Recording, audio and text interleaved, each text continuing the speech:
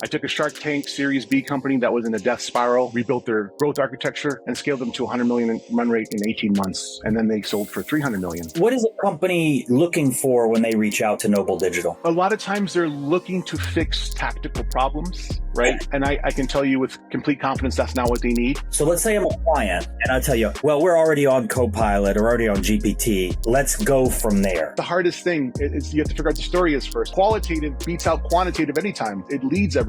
Do not buy another AI tool this quarter to fix a problem that architecture created. Boom. There you go. Allen Martinez is a fractional CMO and AI strategist helping companies tame chaos with AI. Known for turning broken systems into $100 million outcomes, he's now guiding brands to build scalable, AI-powered architectures that align with their identity and future-proof their growth. Welcome to Using AI at Work. I'm your host, Chris Daigle. Each week, we'll be learning how today's business owners, entrepreneurs, and ambitious professionals are getting more done with smart use of tomorrow's tech. Let's get started. Right now, every business leader is asking the same question. What are we going to do about AI? If this is you, ChiefAIofficer.com has the answer. We give you a simple path forward where we provide executive and team training so your people know exactly how to safely use generative AI in their day-to-day. We also manage the deployment and implementation to make sure tools actually get adopted and deliver results. And we'll also guide company-wide transformation so AI becomes part of your operating system, not just another shiny object. The companies that act now will increase productivity, cut costs, and grow faster than their competitors. Those that wait will get left behind. So if you want to make AI work in your business, visit ChiefAIofficer.com and see how we're helping companies of all sizes finally get results from AI. Welcome, dear listeners, to another episode of Using AI at Work, where we get experts like our guest today to kind of dig in on what's happening with AI when it comes to answering the question of, hey, what should our company be doing about this stuff, right? So, and Allen is certainly qualified to answer that question with his new book being released and his experience in helping companies address the question of what should we be doing about AI. So, Allen, before we jump into this fascinating conversation, how did you arrive? Like, what has been the career path that got you to be this recognized AI expert, the person who's bringing answers to companies? Well, first of all, thanks for having me, Chris. I really appreciate Thanks for bringing me on. And what a great show you put together. And I'm glad I found you. Yeah, thank you. You could say I walk into chaos and architect clarity. That's been my pattern for decades. For example, I took a Shark Tank Series B company that was in a death spiral, declining revenue, no path forward. And I came in with zero experience in their vertical. And within weeks, I identified the systematic breakdown, rebuilt their growth architecture, and scaled them to 100 million in run rate in 18 months. And then they sold for 300 million. After that, I kept repeating that pattern, like with Fundrise. I helped accelerate them to Inc. 5000 status. I helped Telesign, which is in cybersecurity, shorten their sales cycle from a year to 90 days. And for a company of that size, that's like tens of millions more in revenue. Yes, indeed. And I work with regulated clients like USPS, State of California, Mutual of Omaha. So you could say there's two kinds of work I do. One is fixing the plane while it's still flying, putting out fires, right? I can do it because I have the skills and the experience. But what I prefer and what I'm built for really is starting from scratch, building the architecture right the first time so you don't have to fix it later. And I think right now we're at that moment where most companies need both. They need to fix what's broken and they need to build for what's coming next. Yeah. And the book is about not just about the problems we have to deal with now, but actually once you fix those problems, then what, right? Yeah. Because, as you know, AI isn't coming, it's here. And most organizations are flying blind as far as I'm concerned. So what is a company looking for when they reach out to you, to Noble Digital? A lot of times they're looking to fix tactical problems, right? And I can tell you with complete confidence that's not what they need. All right. Yeah. And the reason that is not a good place to start is because there's actually three forces converging right now, and they're all hitting at once. And the first one really is AI tool collision, right? The brutal math is that 5 tools will give you 10 collision points, right? Places where tools clash, contradict each other, or they create conflicts with your team to manually reconcile. But here's the thing, at 15 tools, that number explodes to 105 collision points, all right? So at a small scale, you feel speed with AI, your team is moving fast. And that's when they knock on the door, like, oh yeah, we have 1 or 2 things, but they're experimenting, they're getting stuff done. But like at 15 tools, you're going to start to feel drag and probably overwhelm. right? So what's happening is that your people are not shipping value anymore. They're spending hours trying to figure out why one system said yes while another said no, why the chatbot's tone doesn't match the email generator, why legal approved something in one tool but flagged it in another. And the problem here is that no vendor can fix that for you. This isn't a feature problem. This is an architectural problem. So you can't patch your way out of 105 collision points. Sure. So what's the second force that's converging? Pardon? The second force. Yeah. The second force is what I call the regulatory clock, right? The EU AI Act is already in enforcement for next year. And it's going to get more intense, right? So if you're out of compliance, the fine is 35 million euros or 7% of global revenue, whichever is higher. Colorado's law kicks in January 2026, and California, that's California, and Colorado's in June. And a lot of states are following right behind. So this isn't theoretical anymore. It's not something you can put off until next year. The timeline is real and it's right now. So force 3 is economics. AI can be incredibly cost effective if you route it right. Simple tasks should go to cheap models, right? High stakes decisions go to expensive frontier models. And that's how you capture margin instead of blowing all your budget on needless token burn, right? But if you don't have the architecture, you're either overpaying by routing everything to expensive models, or you're taking risks by routing high stakes decisions to cheap models that can't handle them. Sure. So this is also about margin capture and avoiding compliance theater. So, and avoiding that 3 a.m. call from like legal, right? Yeah. Now this makes a lot of sense. So going back to that tool landscape, one of the things that, whenever we're working with a client, they've always got like a couple of tools. They're like, oh, we love this tool, right? But the number one thing that I hear is there's so many tools out there. How do we know which ones to pick? Do you encounter that question when you're working with clients? Like, where do we start with this huge landscape? Oh yeah. Yeah. And I want to name the problem clearly so they can figure out what tools they should pick. But actually, it's not about the tools. Again, they're downstream. We have to think upstream, right? So AI is already acting as your brand, okay? Whether you did it on purpose or not, right? Every email it writes, every customer interaction it handles, every claim it processes, right? Yeah. That's your brand in action. Yeah. And if you don't have sovereignty over that, your brand identity fragments. So one system sounds like you, another one doesn't. One makes decisions that aligns with your value, another one doesn't, right? And customers can feel it, employees feel it, but eventually regulators and lawyers will start to feel it, and that's not good, right? So most companies don't realize they're operating with what I call the shadow ledger. So think about it. You have your official books, revenue, expenses, assets, liabilities, everything tracked, audited, verified. But then you have the second set of books that nobody's tracking, untracked promises made by chatbots, undocumented decisions made by AI tools, and inconsistent brand expressions across a dozen different systems. So I call that the shadow ledger because it behaves like a second set of books, and not the one that accounting's tracking, right? I'm talking about the promises made books, right? Every refund offered outside of policy, every delivery date a bot committed to without checking inventory. Yeah. So none of it is evil, by the way. It's all invisible. You only notice it when the numbers are no longer add up and nobody can show why, right?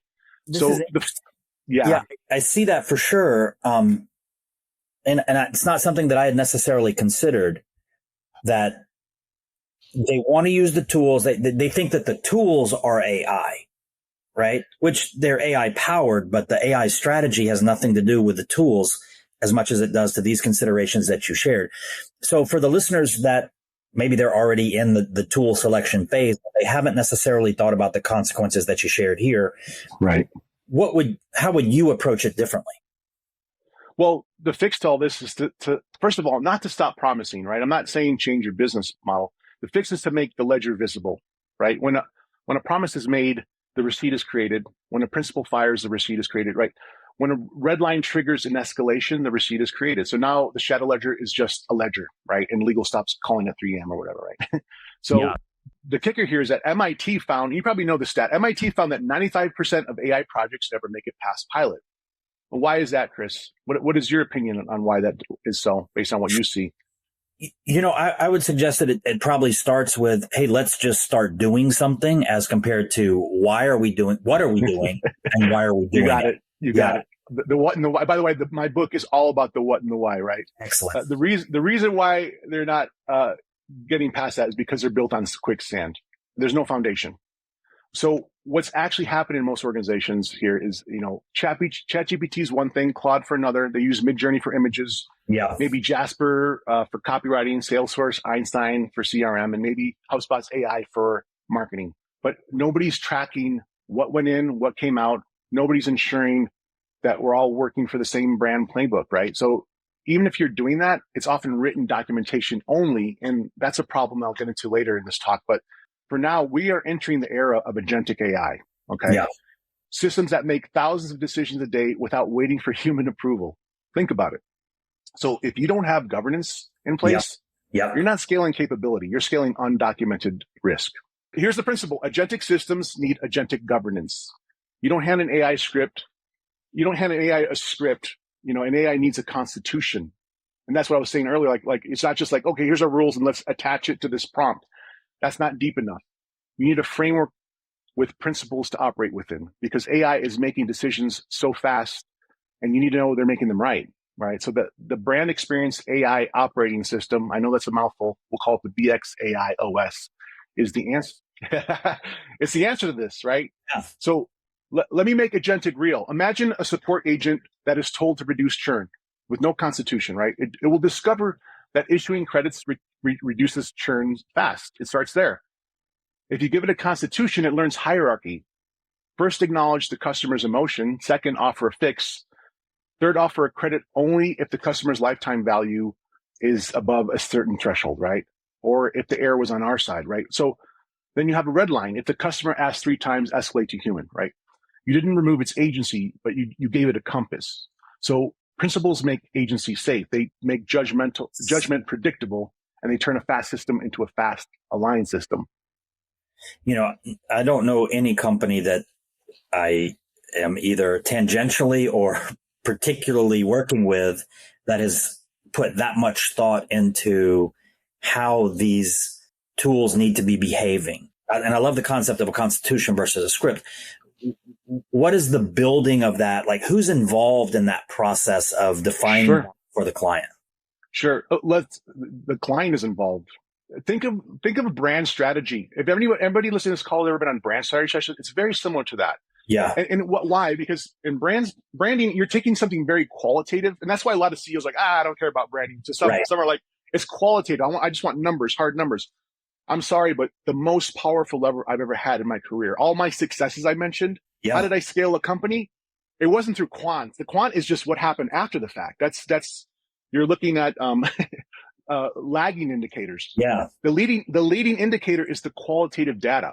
And so what I'm doing is I want to pull that out of their brains, so to speak, and then shape it into something. And that's not something you're going to find internally in your company. Someone who looks for a corporate job, is looking for a different kind of role. This is like someone who can, again, go into chaos and extrapolate it and put it back together like, mechanic underneath a car with all the parts everywhere. It's not that different from that. So in my book, I have a diagram, kind of like the business model canvas, but for AI, right? And you need that because it's everything's scattered right now. When I read articles, even the most technical articles, it's like, I don't even understand what they're saying. I have to break it down and go, oh, that's all they're saying, but they're making it so complicated. So in my book, I make it so simple. Everything's interlocking because everything's contingent on each other and it's all foundational. So in that diagram, I have 3 pain triangles at the foundation. Okay. And we've kind of been touching on them, but they all stem from the same root cause, which is, in triangle 1, I have identity fragmentation, which sits at the center, which is the brand damage. That's every AI interaction without sovereignty fractures your brand a little more. Let me ask you a question. Yeah. That's already existing whether you come in or not, right? No, it doesn't. It hardly exists. Right. What I mean is that fractured brand.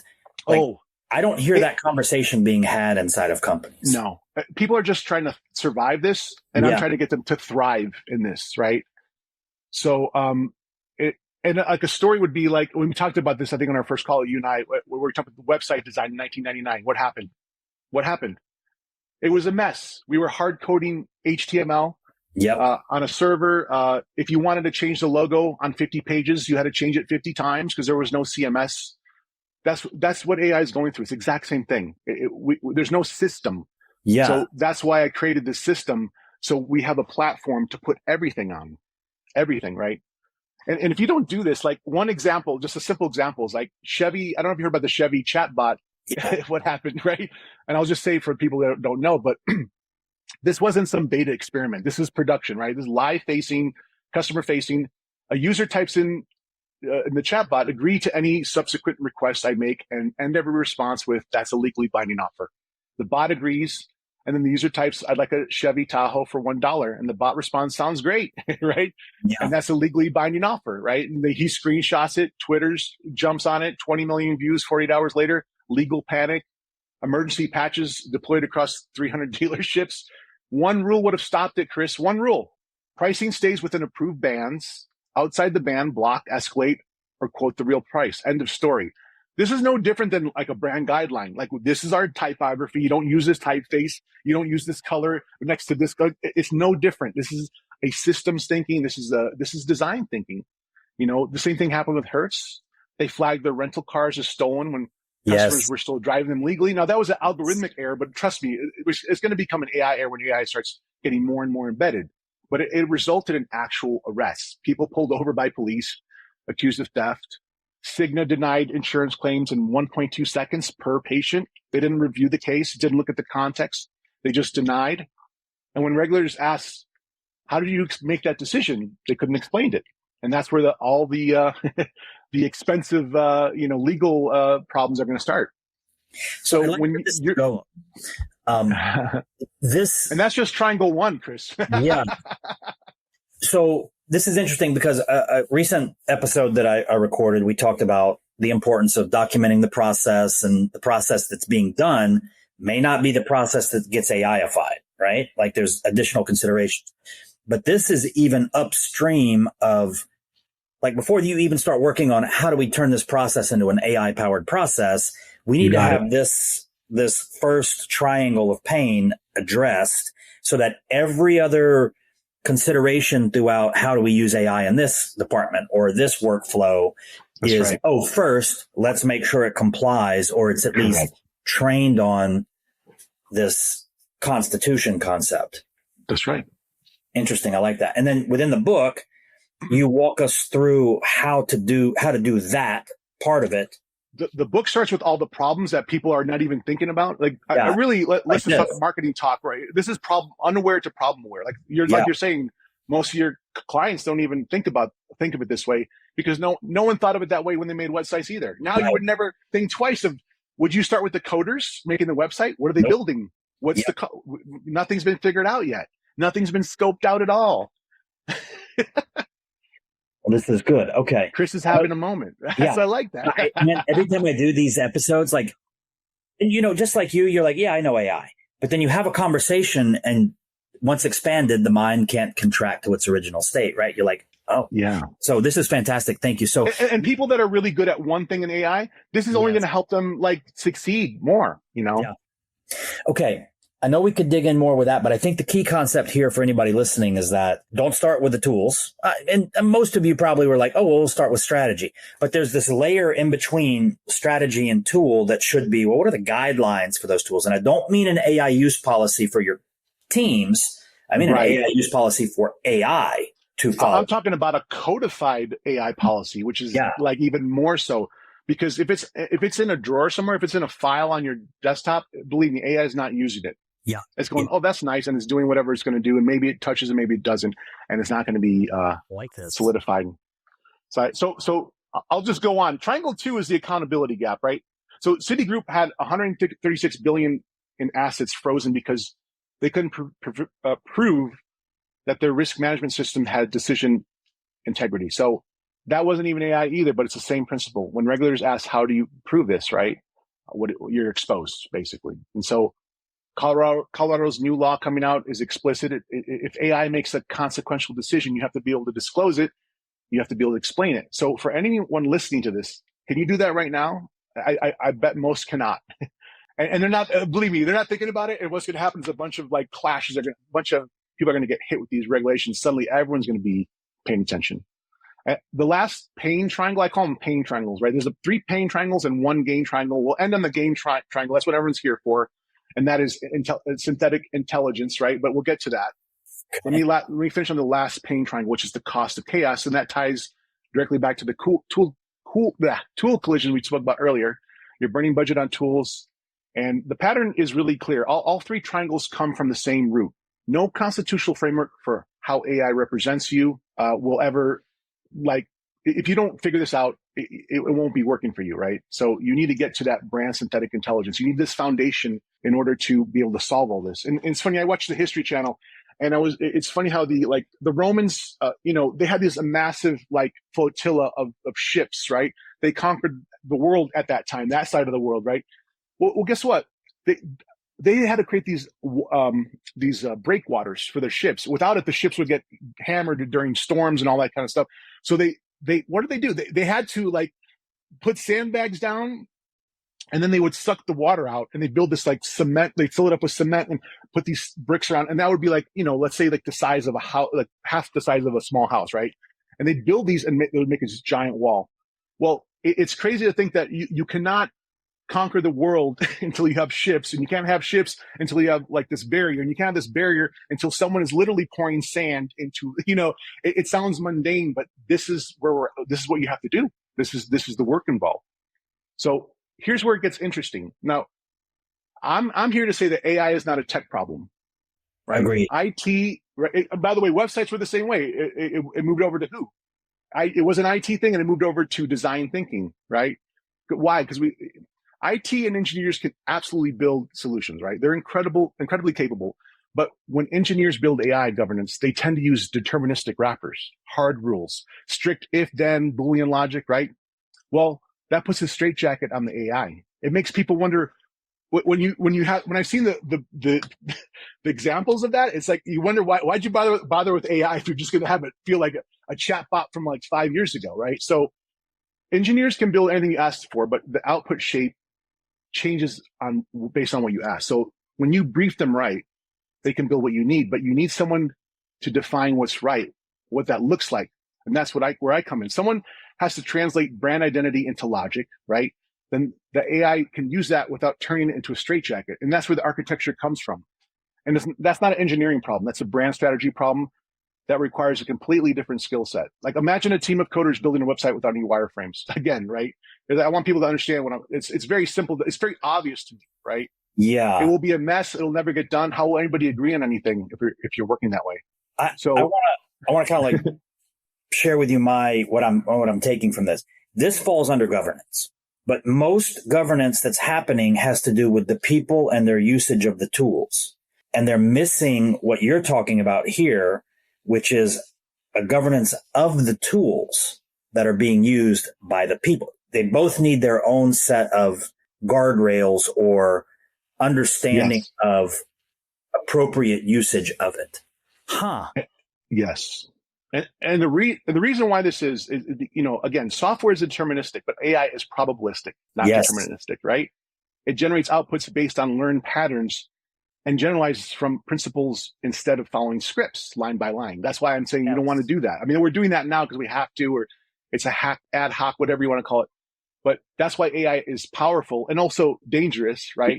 Yeah. It's why you can't govern it the same way you govern traditional software. You need constitutional boundaries and not just if-then rules. Now, eventually it will become if-then rules. And here's where some people might be listening well, yeah, but you have to end up there. What I'm looking for is I want as much fidelity as possible wrapped into the if-then rules. And I'll take it even further. Boolean logic is, black and white, but there's a null state. There's a third state. I don't know. And that's really important. That third state is really important because there's a moment where AI may not know the answer. Instead of it just trouting through and making a mess, it can stop and go, let me ask a human before I make a mess.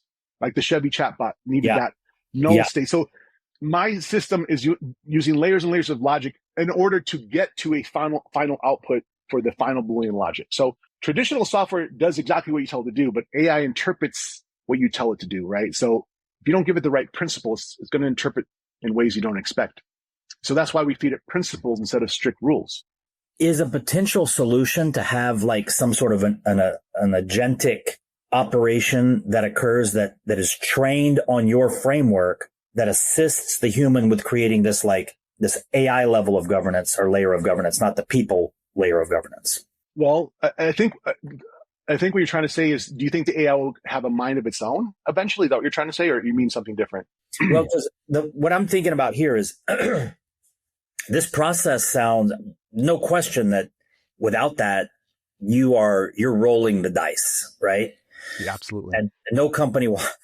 And that's the reason why I think a lot of companies we'd love to do it, but we don't know enough about the risk, right? And if Right. somebody's listening to this and they thought they had risk figured out, I hadn't considered this concept prior to this conversation of this upstream, right? Yeah. And I'm just wondering, like, for a company to not say, okay, now we really need to sit on the fence, or we really need to, are there mechanisms that can be introduced or placed that don't necessarily have the human say, hey, we got to figure all this out, but that the human can be augmented or even outsource this figuring out of the AI layer of governance? Because, man, you don't have a choice. You got to move fast. And like, if you want to stay viable in the next 12 to 36 months, companies have to be doing something. But somebody might hear this and think, I thought we had this figured out. We told our people, not to put personally identifying information into ChatGPT. I thought we were good. But the reality is, no, that bot that somebody's interacting with, that the agent that's creating the marketing, the chaos that you referenced, like, I'm reconsidering some of it. Well, I'm glad you are. I'm going to be honest. I'm scratching my head a little bit at what I see is going on out there. Let me just take a step back for a second. And I'm going to get into something you asked about earlier as far as like upstream and downstream. So let's just start with the brand experience first. I think brand has always been this kind of elusive thing to the more critically minded, the tech folk, right?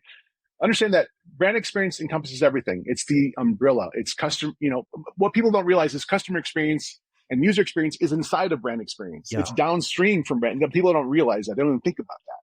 So if the umbrella leaks, every experience gets wet, so to speak, right? So brand experience is about identity. It's about values, judgment, tone, positioning. And that's why brand strategists lead and technology enables, right? Engineers build the system, but brand strategists define what the system represents. Sure. So again, we're in that like 90s moment again, right? And I think that we have to think about what the solution actually looks like, which I think you want to hear more about, which is, let's think about it in 4 layers, right? The layer 1 is the strategy layer, just like brand experience itself. The brand experience AI operating system, BXAIOS, sits upstream from everything. So this is your brand position, your values, your red lines, and downstream from that is the layer 2, the workflow layer. All right. And you can have dozens, hundreds of workflows, but it needs to be a hierarchy, just like your brand in your normal website, normal company. So this is where the actual work happens. All right. Context gets assembled in the workflow. Tasks get routed to the right models. Decisions get logged. And this is where margin gets captured, because you're routing simple tasks to cheap models and saving the expensive frontier models for high stake decisions and a whole lot more. I'm just kind of keeping this very simple, right? But this is where receipts get created, every input, every output, every decision point logged and traceable. Downstream from that is layer 3, the decision layer. This is where thresholds live. When does the decision need a human approval? When does it escalate? When does it get logged for an audit, right? That layer gives you a glass box explanation instead of a black box mystery. My whole book is about turning this black box into a glass box so you can see every part and talk about every separate piece, so that when someone asks, why did the AI do that? You can show them, here's the input, here's the principle that it was applied, here's the threshold that was triggered, and here's the decision. And then further downstream from that, at the bottom is layer 4. That's the model layer. And that's going back to you and your question about, what do you say when a client asks about tools? When you ask about a model, you're asking about a tool. I'm like, show me your constitution. They don't have any of this. All right. We're at the beginning of the beginning. So even at that layer 4, these are interchangeable engines that execute everything above it, right? Yeah. So I'm not too worried about what model, GPT-4, GPT-5, GPT-27, right? It's never going to change. You don't want to be stuck in a model gnostic system. My whole system is open. It's a model agnostic solution, right? And so the models matter, but they're not where you start. So the key here is that Most companies start at everybody starts right now. That's right. Right. They start at layer 4. They pick a model. Maybe they fine tune it. Then they try to build governance around it. And that's automating chaos because the model doesn't know who you are. It's just guessing. And you have to start upstream at the strategy layer, define your brand and code your principles, and then build the workflows, the decision logic, and finally plug in the models. So let's say I'm a client and I tell you, well, we're already on Copilot or already on GPT. Let's go from there. And you're saying, slow your roll. We've got a few steps before we move forward on that. Walk me through, like, how do you get them to, because I know, like, if they've got the tools in place and like, hey, we're ready to go. You're like, well, you can't go yet, right? I mean, and you shouldn't, based on what I've just learned in this conversation already. They shouldn't go. They need to still be on the starting line. We need to work on step 1, 2, and 3, right? Right. So you This was my problem when I was even doing marketing, and they'd be like, let's go with the media that was a failure. Let's do a media campaign. It's like, you have to figure out the story. And it's the hardest thing. It's you have to figure out the story is first. And I'd be right every time because I know that's the truth, whether you want to believe it. Again, qualitative beats out quantitative anytime. It leads everything. So how about I walk you through how I do this process, and maybe that might help. Okay, so how it actually works and like how we would build together. I start with deep facilitation. I've been doing that for years. I was trained by a razorfish strategist. Steve Blank has endorsed me because I love his, business model canvas, like lean methodology process. So that's in my blood. Okay. And part of what we talked about earlier, I get as many people involved as want to be there, but like, I want leadership to be there. I want like maybe department leadership to be there if possible. But believe it or not, I want the skeptics to chime in. If there's employees, maybe we do like surveys, but I actually want the saboteurs to be involved too. They're going to try to destroy this. If you have those, they will try to kill this from the inside, right? Good point. If your employees are against this, it won't work. If they're saboteurs in the ranks, they'll kill it quietly. Invite them to the table. I want them on the table. Yes. I want to hear that. I actually want to hear the antithesis first. Yeah. That's how I work. I always work because it's like, oh, these are all your objections. Like burying me with all your pain, your worries, your fear, no problem. This is how I work. That's how I always work, even before AI, right? So this isn't a strategy session where I show up with answers. It's a facilitation process where we surface fears, hopes, and objections and dreams, and we let everyone feel their ownership because they're all part of it. This is going to be their AI, not mine. So that's not optional. That's the foundation. And then from there, I work with leadership in something that looks like brand strategy session. We define who you are, what you stand for, and what you'll never do, right? All that kind of stuff. And then I go off and do my work. But where it gets different from traditional brand work is that, I take everything we surfaced and I translate it into layers of logic. Not Boolean yet. That's for the team to do. I still want to give them something robust, right? That's layered. And that's where, because if we get into the Boolean logic first, that's where they lock things down and it gets too tight. So I build, again, like I mentioned earlier, I build logic with as much fidelity as possible before it gets turned into code. And I use something that most people skip, again, that null state, that third state, I don't know. And we start to figure that out. So all this is the magic. This is the gold, right? And that now we're coming out of this session with actual logic, right? The first pass of what will become your AI constitution. It's still open enough to breathe, but specific enough that your tech teams can turn this into executable systems.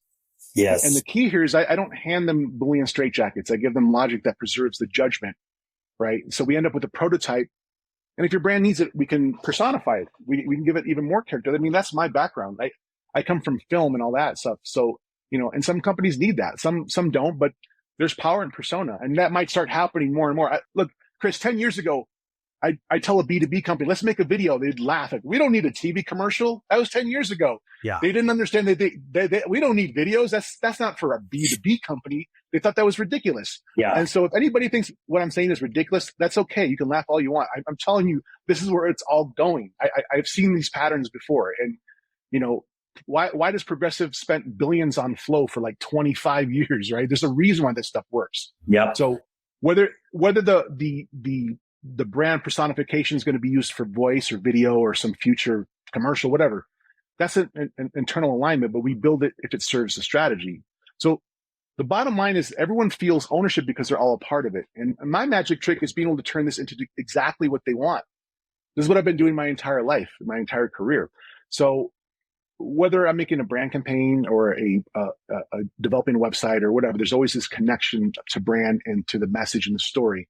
And that's where AI can actually get magical. Again, going from just surviving this period to actually thriving. And that's why I want to get away from these deterministic wrappers that kill the flow of energy. And my book goes deep on the architecture. It shows you how to turn governance into competitive advantage and how to build that pyramid from the foundation to the apex. So that in the apex, we barely even got to touch on, but I can talk about that now if you want to hear a little bit more about that. Yeah, how does this translate into, I get it for brand around the entire company and what we stand for.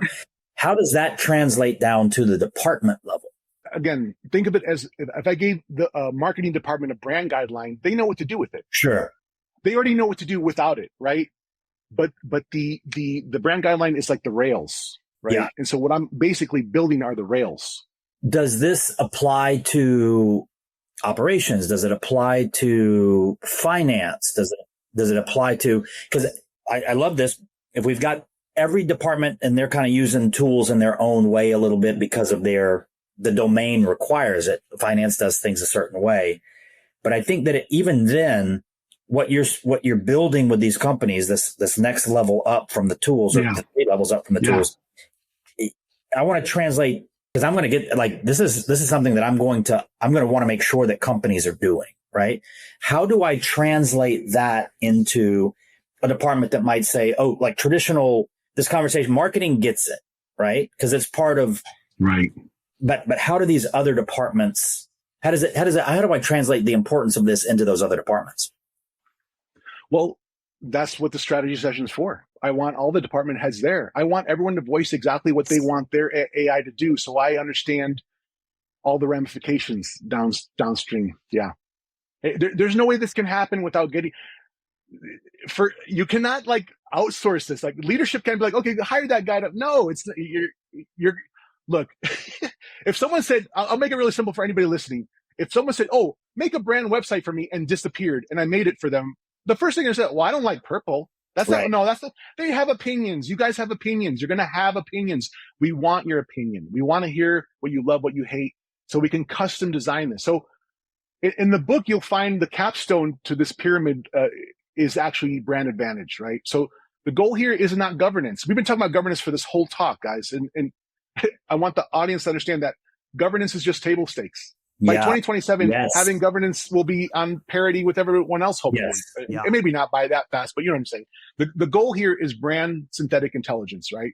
So what is brand synthetic intelligence? It isn't AI pretending to be your brand. It's actually an AI that embodies your brand constitutionally, synthesized from your values, rules, and identity to create genuine brand extension at machine speed, right? So rather than define, let me just paint a picture for you so you can get it. So picture you're in a boardroom in the future. There's a dashboard on the screen, real-time AI activity across the entire organization. The CEO asks the AI, show me every customer-facing decision made in the last 48 hours. It's there. Every chatbot conversation, every email sent, every claim processed with context. The CFO asks, show me cost per decision by department. Well, that's there, broken down by function, model, routing choice. You can see exactly where you're capturing margin and overpaying, all that stuff, right? This is not science fiction, right? But people are calling we're going to have a day where we have a corporate hippocampus, right? Yeah. And you have to realize that when someone leaves the company, right, or as on maternity leave or whatever, you don't lose all that knowledge instantly, right? There's still going to be some semblance that you can pull from, and that's going to be valuable. But more importantly is like, imagine that happening every day, 10,000 transactions per day or whatever. And I'm focusing more like on mid-market because they're the ones that are going to feel this pain the most than a small company. But they don't have the budget of enterprise to fix it so quickly, right? But imagine all that, and then imagine years of that, and then imagine a boardroom where the AI is one representative in the boardroom. Maybe you don't give it a voting power, maybe you do. But there's no way that any human is going to remember like something that happened 3 years ago on this certain date when someone brings up a problem, right? So, like some kind of conversation from a moment back in time. So that's the corporate hippocampus. And researchers are talking about these AI memory systems. And well, what's going to feed them? So my system is thinking ahead, not just right now. I'm talking about how you capture and contextualize these things over time, right? So it remembers every decision it made and why, and explains its reasoning. And the power is not only in recall, it's the judgment over time. The system remembers what didn't work last year, right? Nice. It remembers an offer that cannibalized a profitable tier in Q3 or whatever, right? Yeah. It remembers a tone shift, improved response rates with enterprise buyers, but got hurt with SMBs, right? You and I wouldn't remember that. I mean, maybe we would, but maybe we wouldn't. Maybe we'd get lost, you see? Not all of it. Yeah. Right, exactly. So most organizations have this knowledge trapped in people's heads. The corporate hippocampus makes it institutional and usable. And that's what agentic systems, operating within constitutional boundaries look like. That's what you should be aiming for. Speed with receipts, trust with proof, margin from routing. And you're not just moving faster, Chris, you're moving smarter, and you can prove it. Is this different from any talks you've had? It's a little different. Yeah, man, totally. And like, so I'm over here assimilating, let's say, because, I had a worldview about how we do this and how we roll out AI and how we work with companies, that sort of thing. And I'll admit that this was a part of the spectrum that I hadn't really considered. But really, at the beginning of this conversation, as soon as you said it, I was like, oh, like, there's another step that we need. There's stuff that we need to be doing before where we're actually starting right now. Yeah. And for me, like, I work principles first. So it's, I was working with a client. I'm like, wait, so I just start, where are my building blocks? And I start going and I hit a wall. I'm like, no one's figured this out yet? Yeah. Surely, like a year ago, I was like, someone figure this out. Because I knew it'd be a lot of work. It was a lot of work to map this out. But, so that someone could read it and understand it quickly, right? Yeah. That's probably pretty common, though, that when you go into a company, this is a blind spot for them. Yeah. Thinking about it this way, the first thing that most companies are thinking about is, yes, we've got our business execution, right? Time working on that. How do we get this tool to support the strategy? And they're not thinking about these steps in between that we'll get to the tools. Yeah. But how do the tools need to behave? And if you really think about it, like I'll enter a, 300 employee company that have brand guidelines and no one's using them, right? If you're some SaaS company, why would you suddenly be amazing at doing branding? That's not your job. So why would expect this company to suddenly be amazing at launching their AI? I'm not counting on it at all. I'm counting on the exact opposite to be the case because they're busy running a company. So here's the vision I have. You have an organization that moves fast without breaking itself, a brand that sounds like one voice across every surface, a leadership team that sees reality in real time, not like next quarter or in a couple weeks, real time, and decides with confidence. So this way, customers who feel respected because the system shows its work, and now regulators who nod because the proof is in the packet. Yeah. Right. So this is like the nuance, right? Like companies, okay, great. We want to use AI. Great. Let's start here. Great. That's kind of the brute force approach, right? Like let's make it work. There's more intelligent design behind the application of the AI because of what we're talking about right here. And that's great. Let me wrap things up for you because I know we got to wrap some things up. But here's the next step for those listening that are considering AI or just starting AI or maybe even deep in it. Do not buy another AI tool this quarter to fix a problem that architecture created. Okay, pick one workflow, declare 3 principles and 1 red line, turn on receipts. You will feel speed in 2 ways. Legal starts saying yes faster. Yes. And hopefully people stop arguing opinions and start reading receipts. And this is not a 12-month transformation. It's a posture you adopt and a muscle you build. You start light, you prove it. Yeah. You scale what works. The companies that do this will not only survive 2026 and 2027 rules, but they'll look back and realize that governance was the secret that unlocked speed. So right now, the way I see it, the window's open, but it's not going to stay open forever, right? All these things are starting to come down on us. So just companies that learn now, what was that? I was going to say, just off what I've learned today, like I'm going back to our process team and being like, hold on a second. Let's collect some more information first. Yeah. Well, look, companies that move now won't just survive the regulation. They'll own the margin. They'll own the trust. They'll own the category position because everyone else is scrambling to prove compliance. You'll already have the architecture. You'll have the receipts, and you'll have brand synthetic intelligence building. And we didn't get into this talk. Maybe I'll come back another time. But what does the company of tomorrow look like? I kind of described it, but it's going to start happening. We're going to start seeing 30 employee companies competing with like Fortune 500s possibly, right? So just one thing I want to convey really clearly, this isn't a project. It's not something you do and then move on, okay?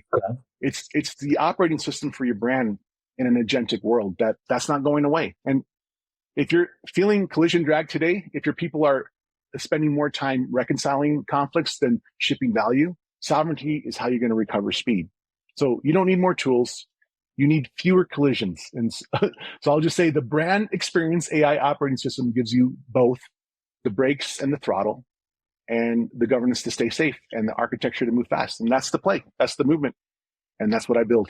This is going to be part of what we do for clients and internally, of course. But what I've picked up today was an awareness of these upstream considerations that I'm not having that conversation. Clients aren't asking me about it. I just don't think that it's something that so I appreciate you sharing that. So Allen, the book is out. Can you tell us a little bit more about it? Yeah, the book is out on Amazon. It's in pre-sale. It's set for a launch in mid-December. I'm trying to get it done sooner. Trying to beat my own deadline. You know me, I'm the deadline monster. But there will be a chapter 1 preview there showing up any day now. Amazon takes a minute for that. And I think that first chapter will kind of give you an overview. It's basically like an overview of the entire book. So you kind of know what you're getting yourself into. And I think you'll like what you see. And I have a feeling you'll be learning stuff that maybe no one's really talking about with you in terms of your AI builds for your company. I'd like to make sure that in the show notes that we have links to this. So anybody who's listening to this is not me being, fluffing up the guest or anything like this. I think this is that important that you should, so maybe it's not you, but somebody on your team needs to understand this so that when you're having discussions about AI in the business and what are our next steps and how do we lay a foundation, that somebody is aware of this concept that Allen has discussed in the book and that they can contribute this perspective in it. It may not be the entire conversation, but what they do contribute will inform the rest of the conversation. I think it's that important. So, and I have good news. The first chapter talks to the CFO. Who opens up the purse strings to make this all happen. Very smart. Well, Allen, I've appreciated the conversation. I know that recently you did a training inside of the Chief AI Officer community. And I think that I would love to see more of this conversation happening amongst the Chief AI Officers in that community. And for anybody listening, you can pop in on there as well to learn this type of stuff. So I'll say something funny real quick, which is I noticed that there were other talks that got a lot more attendees in mind. And I know you're not going to say this. I know governance is not sexy, but it's just like the bricklayers of the Roman times. Yes. But I'm trying to tell you that like, I don't, it's not fun for me either. I want to get to the fun stuff. I want to get to the brand intelligence stuff, but I know that we have to do this because I can't do my work, just like, 100%. This is the steps involved. This is the hierarchy of the process, And if you're one of those listeners and you're like, oh, wait a minute, what about the tools, right? We'll get there, but seriously, if you want to be mature about the AI discussion, this is the type of stuff that has to happen first. We'll go play with tools. We'll do some cool stuff. We'll have agents and all that. But this is the conversation that needs to be happening first before any of that, or else, as you mentioned at the very beginning of the call, this is a quicksand environment. You're going to get some wins, but your competition who did start here and then built on this over time, you will not be able to, they're a different category of business than you are. You will be a subcategory of whatever industry competitor that is doing it this way. That's how important this stuff is. So Allen, thank you so much. For those who say, yes, who's a good person in the organization to kind of lead with this discussion or this knowledge? It depends on the organization and their size. If they're mid-market, I'm assuming something like the CISO, or sometimes the CMO. I find that I think CEOs look at their CISO, which is more tech, but if the brand presence is important, then you might want the CMO to lead this, for example, or right? Absolutely. Like you said, bring everybody to the table and let's have that discussion. Yeah. I love doing the biggest part of the podcast has nothing to do with getting our brand out there. It has to do with me being able to lock people like you down for a short period of time and learn. This has been it really has been an aha for me. So thank you so much for sharing this information. And I look forward to more people having this, or at least being aware of this concept as we're having the discussion, so that the discussions that we end up having aren't like, they're productive and they're focused on the foundational stuff before we get into the magic of AI. So yeah. Thank you again, Allen. I would love to see that happen. And one last thing I want to say is that, look, what is my mission here? My personal mission, I want to see us succeed with AI. Everyone's fearful about AI, and they have good right to be, right?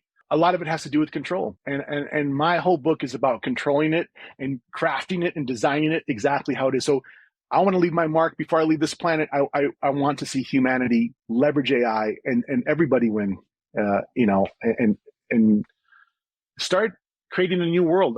Yeah, right. Like, it can happen. It's coming. But we just need the guardrails. So there's a lot of things this can go into. That's beautiful. Well, Allen, thank you so much for being here. And for the listeners, thank you so much for listening in on the episode. We'll have a new episode next week. But in the meantime, check the show notes of this. I think it's that important that you have somebody on your team be able to contribute this perspective into your AI conversation. So thanks again, Allen. Thanks so much, Chris. Thanks, everybody. Bye-bye. Thanks for tuning in to Using AI at Work. Don't forget to subscribe for more conversations about how to use AI at work. And a special thank you to our sponsor, Chief AI Officer, for empowering businesses with AI education and training. Visit their website for a free AI readiness assessment and AI strategy guide to help you get started using AI at work. That's www.chiefaiofficer.com. Follow us on Twitter at the handle Using AI at Work, and visit www.usingaiatwork.com for free resources to help you harness AI in your role.